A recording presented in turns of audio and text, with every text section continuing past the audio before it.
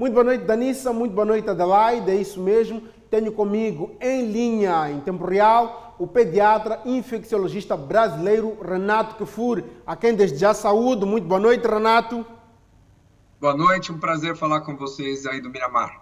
É verdade. Estamos aqui essencialmente para olhar para os contornos desta nova variante da Covid-19, a Omicron. Perceber as características, a eficácia ou não das vacinas, é isso que vamos procurar perceber do infecciologista Renato Kfouri, que tenho conosco. Mesmo como primeira questão, gostaria de saber de si quais são as características desta nova variante, o que é efetivamente a Omicron e o que lhe diferencia das outras variantes que já foram detectadas.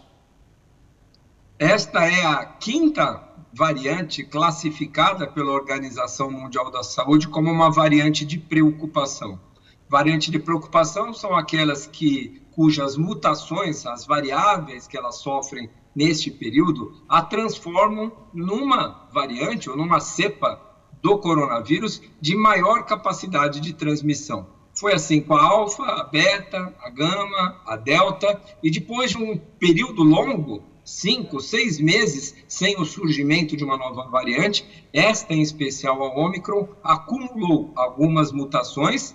Essas mutações a fizeram mais transmissíveis e rapidamente vem ganhando o planeta, né? A sua dispersão vem sendo muito rápida. Ela tem uma capacidade de transmissão aumentada, mas porém ainda pouco se conhece em relação à sua agressividade, se ela vai se traduzir em doença mais grave ou não. E é mesmo para esta questão da falta de informação, será que teria sido isto que esteve por detrás das decisões rápidas que os países tomaram, sobretudo no que diz respeito às restrições fronteiriças e ligações aéreas?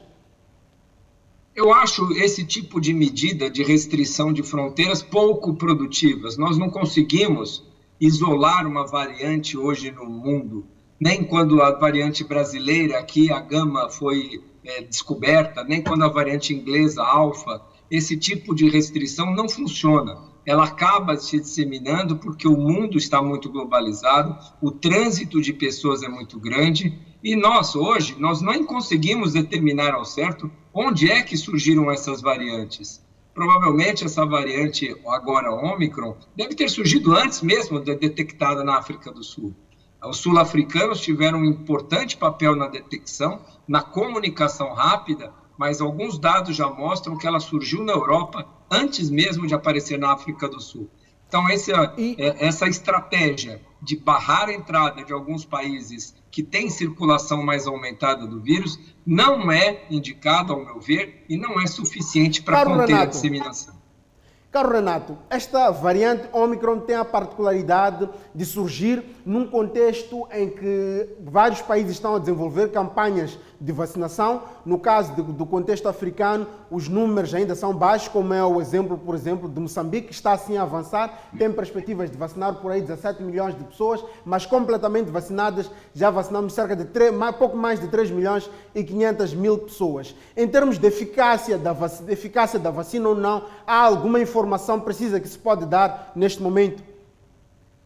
Infelizmente ainda não. Os testes estão sendo realizados, confrontando os anticorpos, né, de indivíduos que foram vacinados com as diferentes vacinas, colocando em contato com essa nova variante. O que é importante destacar é que neste período hoje, essa variante vai ser desafiada em diversos cenários, em cenários de países com melhor cobertura e países com baixa cobertura. Essa talvez seja a principal lição que a Omicron nos traga.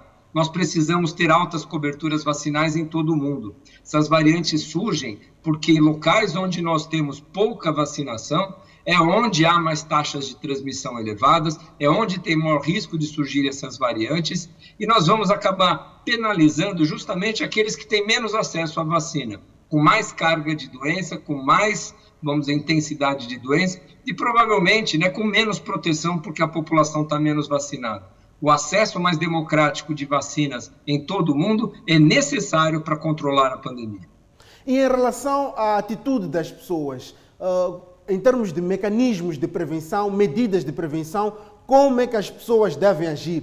O que é que as pessoas devem fazer com esta variante ou com qualquer outra mais contagiosa, talvez, que for a surgir da Covid-19, tendo em conta a informação acumulada até aqui?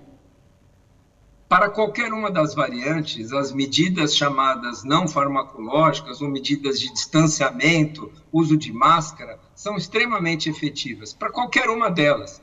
Então, enquanto nós não vacinarmos de maneira mais efetiva a toda a população, as medidas de distanciamento, não aglomerar, manter ambientes arejados, usar máscara, higiene das mãos sempre que possível, continuam sendo ferramentas fundamentais que protegem de maneira bastante efetiva a transmissão. Então, essa é a recomendação hoje. Distância, ambientes abertos, lavagem de mãos, uso de máscaras e vacina, sempre que possível, cobrar nossos gestores, nossos governantes, para que consigam. E a Organização Mundial da Saúde precisa protagonizar esse esforço coletivo, para que todos os países do mundo tenham, ao menos, sua população de risco vacinada com 2 doses. Mesmo para terminar, caro Renato, a Covid-19 sabemos que quando chegou, por ser algo novo, chegou com muita desinformação também. E temos esta nova variante. O que é que os governos e as pessoas de forma singular podem fazer para melhor estar informadas e tomar as decisões corretas, tendo em conta aquela que é informação factual e evidência científica?